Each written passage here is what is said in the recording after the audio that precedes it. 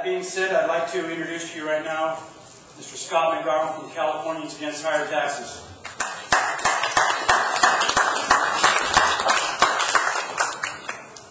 And lead proponent of the Tax Oil to Fund Education Initiative, Cypress College Political Science Professor, Peter Mathews. Enjoy the debate. Mr. Mathews will begin.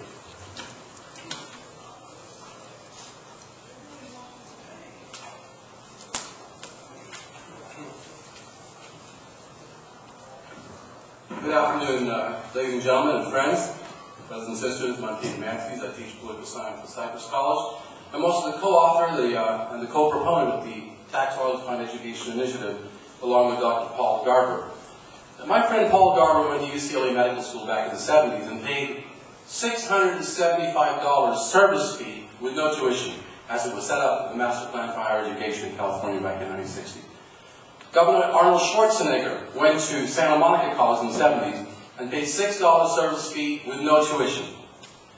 Governor Pete Wilson went to UC Berkeley Law School and paid $37 service fee for all 15 years with no tuition.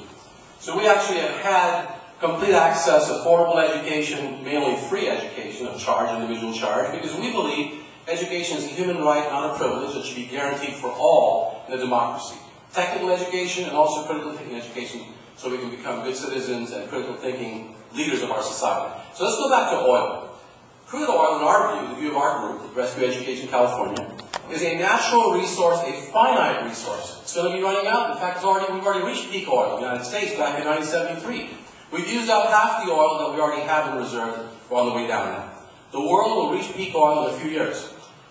It is a natural resource that's finite. So because it's finite, we can look at John Locke's theory of private property. Locke said if we take our labor and mix it with nature and build a chair out of a forest tree, that chair belongs to us because it's our private property since we put our labor into it. Except, Locke said there's a caveat, if the resource is limited, no one has the right to take that resource and use it just for their own profit. So we are asking for a severance tax. That is a tax for separating the oil from the ground by the private oil companies. That oil that belongs to us, we the people. And we say it belongs to us because nature put it here. The oil companies didn't put it here, and it's finite. It belongs to us. A portion of it, just 15% of all we're asking, should be used for the common good, the public good. And what can be a better public good than public education, folks? Imagine if you want to become a doctor or a lawyer or engineer. Isn't that a human right, a God-given right? It's in our Declaration of Independence. The rights to life, liberty, and happiness.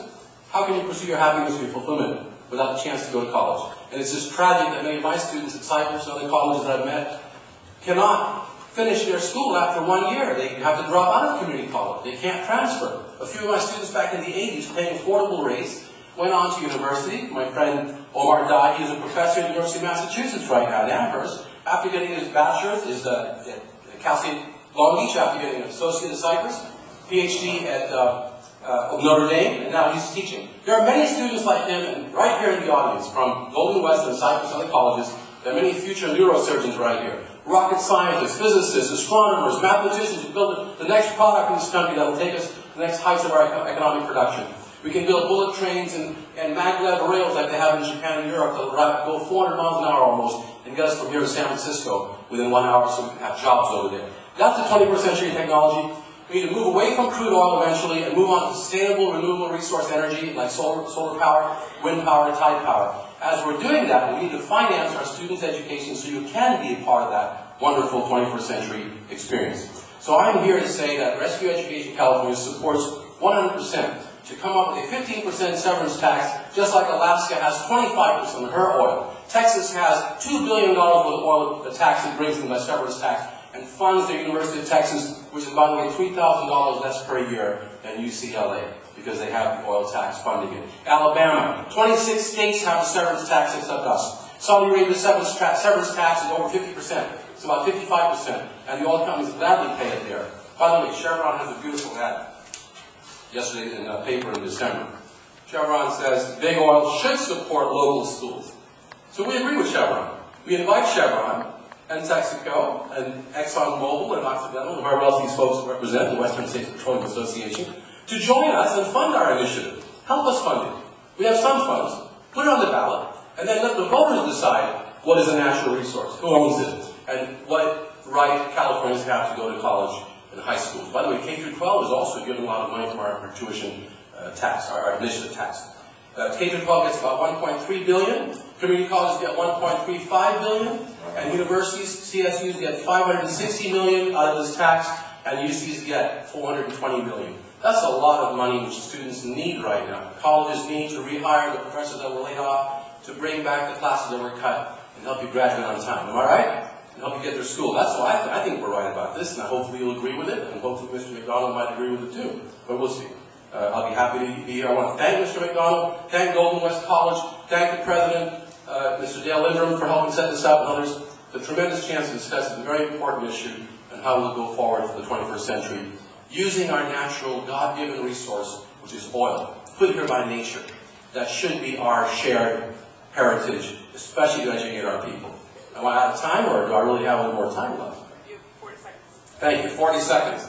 Let me just mention that if we do this, if we get this initiative on the ballot by getting 504,760 signatures by April 15th, it will be put on the ballot for November 2012. And that's coming up this fall. As soon as this passes, the initiative, by the way, also puts in it an initiative, a section of the initiative that says, this tax will not be allowed to be passed on in the form of higher gas prices. If the oil companies do so, the Attorney General is forced to open their books and look at them and determine whether they've actually passed the price on to us in gas prices. If they have, the Attorney General is required to fine them and double the fines and pass the money back to us in rebate checks. Thank you so much, and God bless you. It's good to be here with you.